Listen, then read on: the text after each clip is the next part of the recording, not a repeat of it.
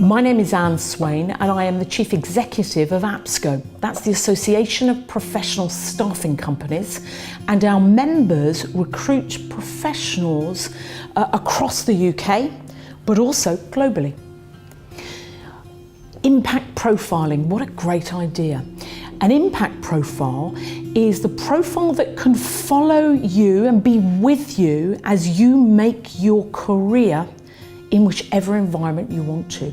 It gives you an opportunity to quantify what difference you're making and have made and are continuing to make, and encourages you to do that actually in the world, in whatever area that you are most interested, or even in a few other areas as well. And it allows you to capitalize in some way on the work that you do that is separate from your day-to-day job, is separate from your academic qualifications, but that can make an impact on your local community or indeed the world. With impact profiling then, so what benefits do you see to the business world? I mean, that impact profile exists. I mean, why is it interesting in the context of recruitment, for example? If we look at the impact profile, it can make a huge difference on the way that organisations recruit staff and the way that the organisations actually can promote staff, choose people for different projects, and actually have an environment where people can succeed through the impact that they make in addition to the work that they are doing at that moment in time. If I look from a corporate world, most organisations now will have projects that they're working on with corporate social responsibility. What impact does that organisation want to make on the world? From an individual point of view, most potential candidates or employees will have a CV. And what that's saying is that they have academic qualifications, they have experience sets, they have experience that has given them a certain level of expertise in different areas, or if we look at undergraduates now, the things that they would like to do. What CVs don't really do, and in fact no other profile out there, really gives an opportunity for individuals to show whom they really are, what's important to them, what's the bigger picture with their life. And I'd say that an impact profile augments the solid data from their CV and their qualifications and whatever it may be, but it augments that gives people more of an understanding of whom they really are. What a great opportunity. I think the interesting thing about something like an impact profile is that it is amazing that it hasn't happened already. But I think the reason why it hasn't happened already is people have used a curriculum vitae, a CV, for such a long period of time that we're in that groove. And what happens on a CV is you put your academic qualifications, you put where you've worked in your experience set. Sometimes people exaggerate about the experience or the value they added to the jobs that they've fulfilled. But there's very little room on a CV to say what you do outside. So we might list hobbies and we think carefully about those hobbies. We want to sound sociable, we want to sound interested, we want to sound fit. So we put those things in. Sometimes we say we were a prefect at school to try and show that we were a good all-round person. And sometimes those things are bluffed.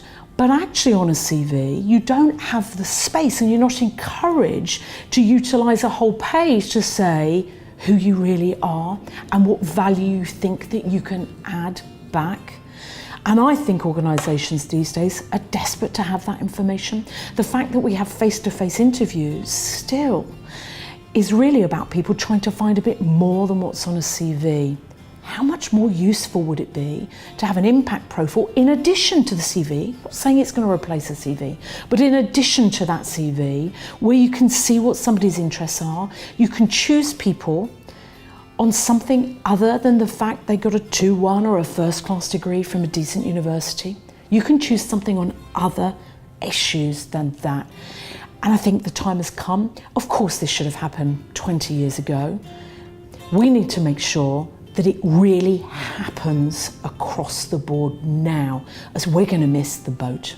if we're looking at how we can achieve a universal acceptance of an impact profile, I think we've got 3 different areas that we need to focus on. 2 of them I think need to happen simultaneously, and one in the middle that's the catalyst in some ways for that change can be added very close behind. I think organisations that are interested and have their own corporate social responsibility statements, and indeed obviously the activity to back up, should get all of their staff to create an impact profile. And that says we stand behind this and that we are looking to recruit in the future utilising an impact profile. And they can also utilise that in development of their own staff internally. I think the universities can definitely get students, current students, undergraduates, encouraged to create their impact profile so that we have a layer straight away of people to hit the workforce soon enough that have an impact profile and expect to be able to use it that matches the organisations.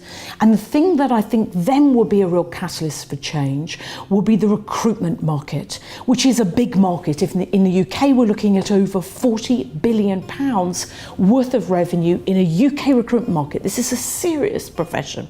And what the recruitment companies can do is to include an impact profile with every candidate that they introduce, every CV they introduce to any organisation that are looking to recruit staff. The ones that already have embraced impact profiles and those ones that don't know about it yet, because the minute the recruitment market do that and fall in, it will add value to the recruitment market, it will add huge value to a candidate with a great impact profile, it would add value to the end user customer of the recruitment market, so that's the end clients, in choosing the candidates they want, and we will have a smooth flow. And I think beyond that, we need to encourage individuals of any age, in any working environment, and even those that aren't yet employed or have been employed and would like to stay employed for a little bit longer, to create impact profiles to show exactly what they're doing to add value to the world. I think that 2018 is a huge year out there for the recruitment market ourselves, as we, backed by APSCO, in a full way embrace the uptake of impact profiles for every individual within the UK. And I hope that APSCO can take that beyond to our global organisation to make this a worldwide norm, to make sure that having an impact profile and adding to it on a regular basis with working out there in environments that add real value to making a change to the local community, the wider community and the world, adds value to your prospects of moving forward and onward in your career. Hell, it may be quite useful from a dating point of view, because frankly, I'm off the market, but if I were on the market, wouldn't I want to check somebody out as to who they really are? Yeah, I would, I think. And that goes beyond what's out there at the moment. So realistically, this is a huge benefit to organisations recruiting and promoting, to the recruitment market to show whom candidates really are and to differentiate people, and for individuals to move their career forward because of something that's worthwhile that they've done and that it's verified. But actually, I have a number of daughters, and there are times when they're looking to date and they may use other social media to check out people. Why wouldn't they want to make sure that they actually get someone on board that matches their need to make a difference in the world? Why wouldn't they use it too?